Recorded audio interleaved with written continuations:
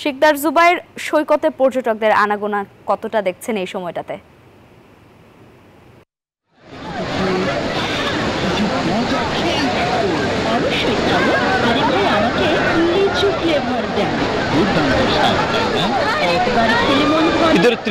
ঈদের পঞ্চম দিনে কুয়াকাটা সমুদ্র সৈকতে পর্যটকদের পদচারণায় মুখরিত রয়েছে। এই মুহূর্তে সৈকতের যেদিকে চোখ যায় সেদিকে রয়েছে পর্যটকদের পদচারণা।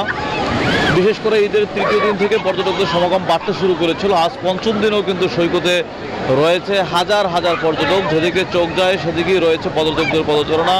সাগরের আশ্রে পড়া ঢেউয়ের সাথে দোল খাচ্ছে এখানকার বেড়াতে এসব পর্যটকরা।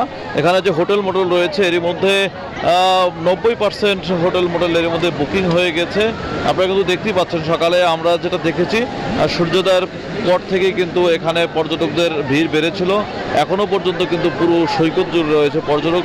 একেবারে প্রত্যেকটি স্পটই কিন্তু পর্যটকদের সমাগম রয়েছে। লাল কাঁকড়ার চর, হেয়ার চর এবং এখানকার যে ঝাউ বাগান রয়েছে প্রত্যেকটা স্পটই রয়েছে পর্যটকরা। টুরিস্ট পুলিশ জানিয়েছেন তারা নিরাপত্তা ব্যবস্থা জোরদার করেছে, কোনো জায়গায় কোনো অপ্রীতিকর কোনো ঘটনা যাতে না ঘটে। এজন্য এখানকার যে বিনোদন স্পটগুলো রয়েছে, পর্যটন স্পটগুলো রয়েছে প্রত্যেকটি স্পটেই কিন্তু টুরিস্ট পুলিশ মোতায়েন রয়েছে। তারা কাজ করছেন, কোনো রকমের কোনো অপ্রীতিকর কোনো ঘটনা যাতে না ঘটে সেজন্য তারা কাজ করে যাচ্ছেন।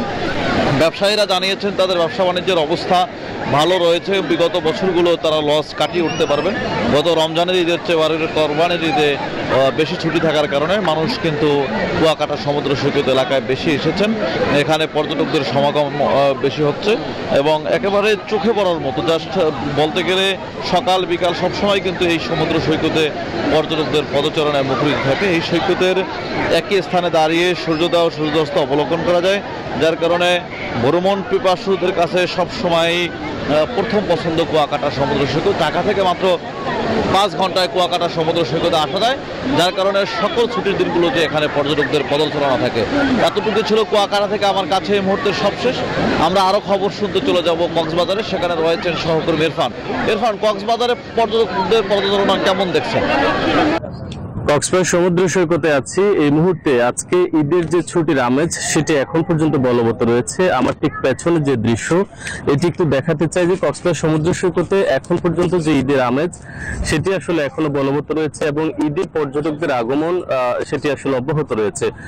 পবিত্র ঈদুল আজহার ছুটি আসলে 10 দিনের যে ছুটি সেটি নির্ধারণ করা হয়েছে এবং এই ছুটিতে প্রায় বলা হচ্ছে কক্সবাজারে কয়েক লাখ পর্যটকের সমাগম হয়েছে এবং আগত পর্যটকরা আসলে কক্সবাজার সমুদ্র সৈকতের যে নীল জলরাশি সেখানে ভিজে তারা উচ্ছ্বসিত হচ্ছেন। এবং আমরা কক্সবাজারের যারা হোটেল মোটেল ব্যবসায়ীরা রয়েছেন তাদের সাথে কথা বলে যেটি জানতে পেরেছি যে কক্সবাজারে এই কয়েকদিনে প্রায় 3 লাখের বেশি পর্যটক সমাগম হয়েছে এবং শুক্রবার, আগামী যে শুক্রবার আসছে এই শুক্রবারে আরো কিছু পরিমাণ পর্যটকের সমাগম হবে এবং পর্যটকদের যে আগমন সেটি আসলে কক্সবাজারে অব্যাহত থাকবে। তো পর্যটকদের আগমনকে কেন্দ্র করে কক্সবাজারে যে সমস্ত আইন শৃঙ্খলা বাহিনীর সদস্যরা রয়েছেন বিশেষ করে যেটি জানিয়েছে যে 3 স্তরের নিরাপত্তা ব্যবস্থা ইতিমধ্যে নেওয়া হয়েছে। সেখানে জেলা পুলিশ কাজ করছে, কক্সবাজার সৈকতের নিরাপত্তার জন্য টুরিস্ট পুলিশের একটি টিম কাজ করছে এবং পাশাপাশি কক্সবাজারে র্যাবের এবং কক্সবাজার সৈকতে আগত পর্যটকদের নিরাপত্তায় এখানে লাইফ গার্ডের যে কর্মীরা রয়েছেন তারা কাজ। বান্ডেল থাকলে প্রতি সেনমানিতে টাকা বাঁচবে। বিকাশ সেনমানি বান্ডেল কিনে জিতুন প্রতি লেনদেনে।